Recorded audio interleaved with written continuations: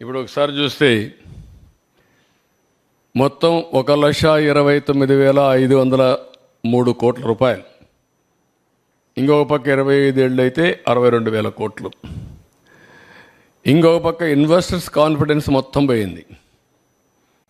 ఇప్పుడు ఏం చేయాలి? మొత్తం లేనిపోని అగ్రిమెంట్లు చేసి కూర్చున్నారు. ఇవన్నీ ఇప్పుడు మళ్ళీ ఎట్లా హ్యాండిల్ చేయాల్సిన అవసరం ఉంది. ఇప్పటి నుంచి సీరియస్గా ఆలోచిస్తున్నాం. పవర్ కట్స్ లేకుండా క్వాలిటీ పవర్ ఎట్టివ్వాలి, రిలయబుల్ ఎట్టివ్వాలి, అఫోర్డబుల్ రేట్స్ ఎట్ రావాలి. అదే సమయంలో ఎనర్జీ సెక్టర్ కూడా ర్యాపిడ్గా ట్రాన్స్ఫార్మ్ అవుతూ ఉంది.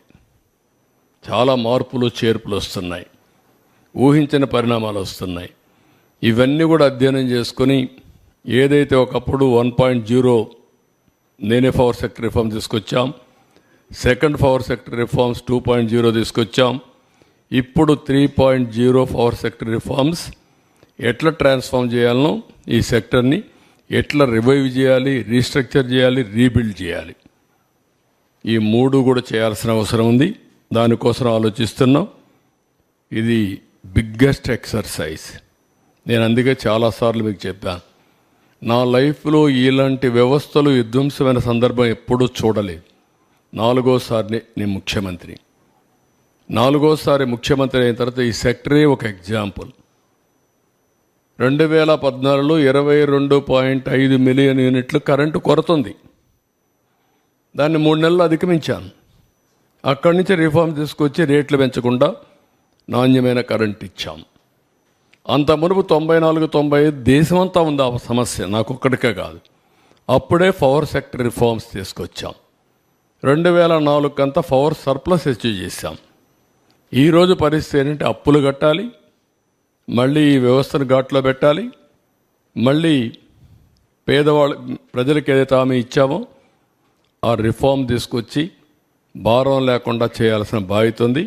ఒక పక్క చూస్తే మోయలేనంత భారం, ఇంకొక పక్క చూస్తే మా మీద ఎక్కడ లేని అభిమానం. ఈ రెండు ఏ విధంగా ఆలోచించడమే కాకుండా ఏ విధంగా రివ్యూ చేయాలనో ప్రజలందరి సజెషన్స్ తీసుకుంటాం, ఆలోచనలు తీసుకుంటాం. ఎంత తొందరగా వీలైతే అంత తొందరగా ఈ వ్యవస్థను ఘాట్లో పెట్టడానికి ఎన్ని ప్రయత్నాలు ఉంటే అన్ని ప్రయత్నాలు చేస్తాం. Very tight rope. ఒక పక్క ఇన్వెస్టర్స్ అన్నీ నేను క్యాన్సిల్ చేస్తే వాళ్ళు కోర్టు పోయి మళ్ళా తీసుకొస్తే ఇప్పుడు నేను కరెంటు వాడకుండా మళ్ళా వాళ్లకు నేను ఫిక్స్డ్ ఛార్జెస్ పే చేయాల్సి వస్తుంది. అవి ఏమున్నాయి, అగ్రిమెంట్ సెట్ చేశారు. ఇవన్నీ కూడా ఎగ్జామిన్ చేసి ఇంకా డెప్త్కు పోవాల్సిన అవసరం ఉంది. ప్రైమరీగా నేను ఇస్తానన్న వైట్ పేపర్స్లో ఇది ఒక ముఖ్యమైన వైట్ పేపర్. ఇది వైటల్ కూడా. పవర్ సెక్టర్ అనేది చాలా ముఖ్యం. ఎందుకంటే ఇంకా రాబోయే రోజుల్లో ఆల్ వెహికల్స్ అన్నీ కూడా ఎలక్ట్రికల్ వెహికల్స్ వచ్చేస్తాయి. ఎవ్రీవేర్ సోలార్ విండ్ వస్తుంది. ఇంకా మనం ముందుకు పోతే హైబ్రిడ్ మోడల్లో కానీ తయారు చేసుకోగలిగితే టోటల్గా కాస్ట్ కూడా తగ్గించే అవకాశం వస్తుంది. This is in brief.